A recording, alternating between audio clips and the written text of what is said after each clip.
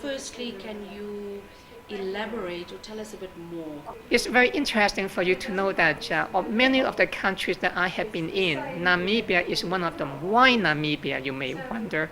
How come I do not go to Congo?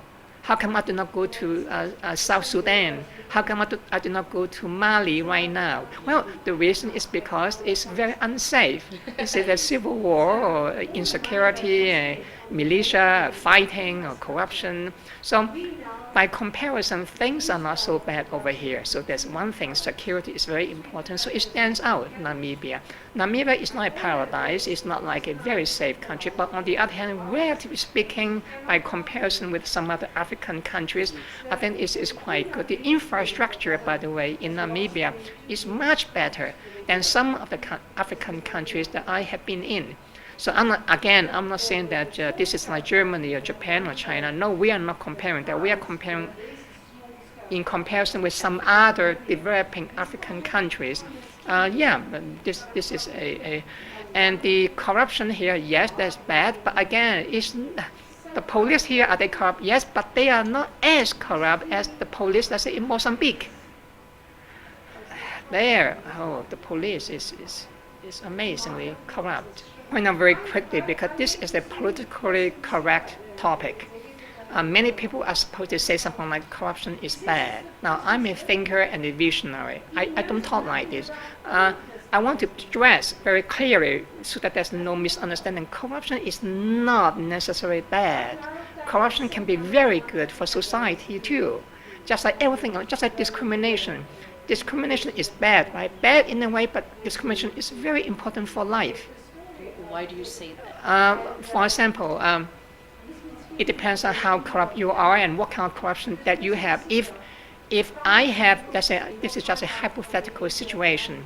Let's say that if I had a mother, and my mother needs a job, and I have a company, I want to hire someone to work as a secretary, and you come.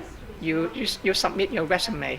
I look at my resume and say, well, you are good too, by the way. I would like to hire you. And my mom said, hey, I need to have a job. I cannot find a job. Now, suppose I give that job to my mother.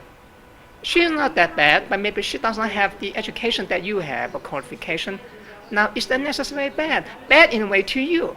Why? Because I do not hire you. I hire her. But on the other hand, for my family, for my value system, for my rationality, for my morality, I'm amazingly proud of what I did for my mother.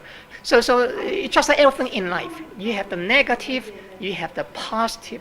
I see a lot of things in Africa which can be called corrupt, but on the other hand, it's also very good for them. It's not necessarily a bad thing, and that's why to say I fight for corruption, that is what politicians like to say in public. They are politicians. They are supposed to say what you want to hear, but many of them are not doing that. In fact, they are doing the same thing all over again. I speak to some people here. I'm not going to mention who they are, and they told me that all these politicians, they keep talking about fighting corruption, but in the end, they're not doing anything. Now, I'm not going to mention who they are. That can put them into danger, but I'm just saying that don't be misled by this discourse. We have to look into exactly what it is, under what condition, in what context.